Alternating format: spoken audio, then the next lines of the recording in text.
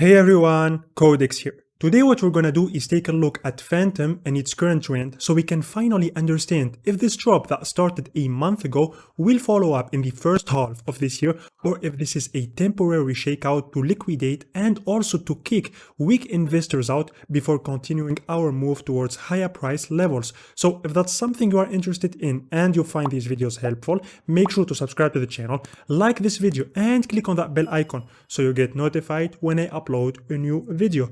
Also, make sure to join our Telegram channel and let's get into this one.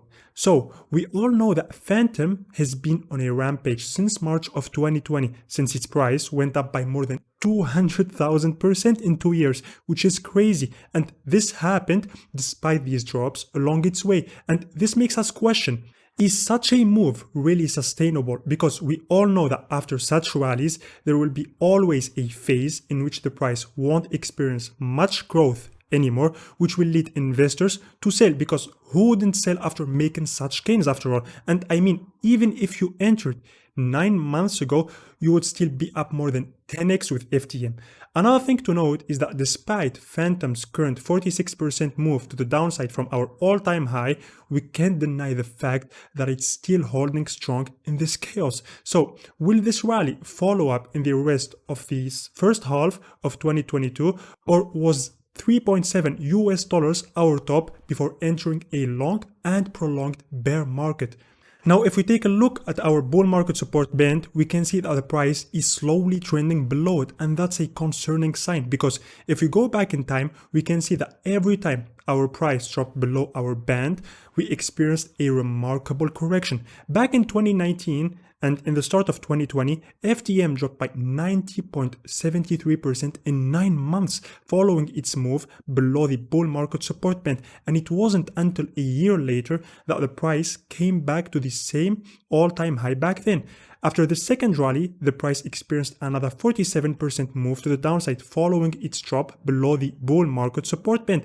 And look, this move was a 79% drop from the all-time high, but we are just gonna keep running the numbers from our bands. Moving forward to last year, the price also experienced another 59% move to the downside after falling below the bands amid Bitcoin's 55% correction back then. And the last time such move was recorded, it was at the end of last year, and although this wasn't a big move in comparison to the other ones, of course, you have to keep in mind that this was still a 69% move to the downside from our all-time high, which is quite significant.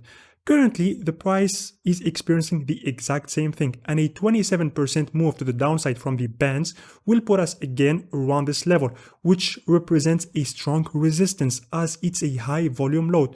Let me show you what I mean by this.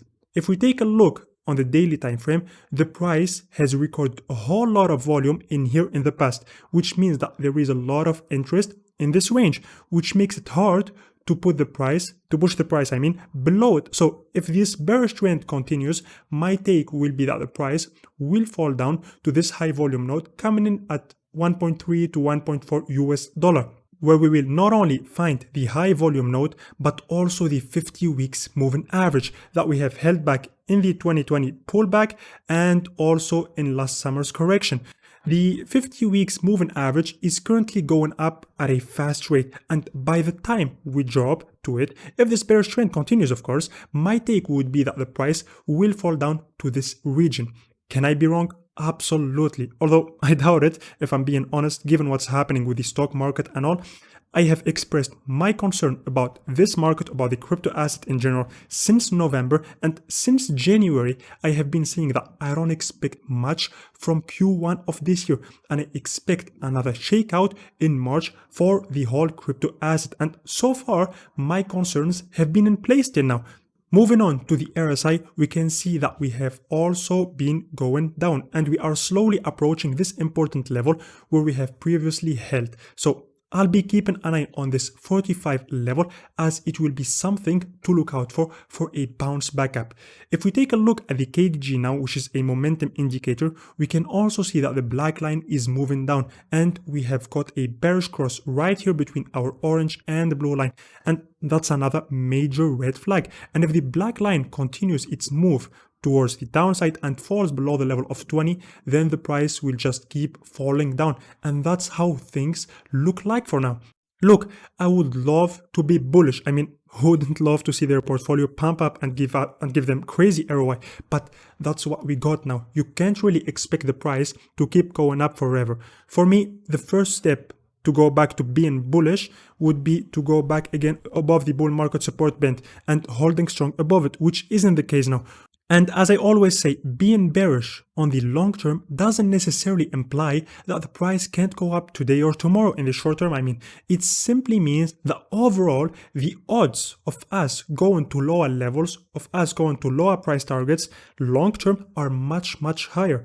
I hope BTC's trend can change because it has been a nightmare as of late. And so you can understand how bearish things are, you simply need to look at BTC's chart and see how the last 24 hours candle just wiped out accumulated gains of 2 weeks. And that's worrying. If a single candle can wipe out all the accumulated gains of weeks, then we can't really talk about a bull run. And I'm gonna repeat what I say because I always say this and people don't acknowledge it.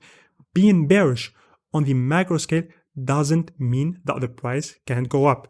In my last Elrond video, for example, I say that I don't expect much from it and I would be looking for a pullback, but I also say that we can still go up to the 195 US dollar level before such things happen, before having a correction. And that's what happened.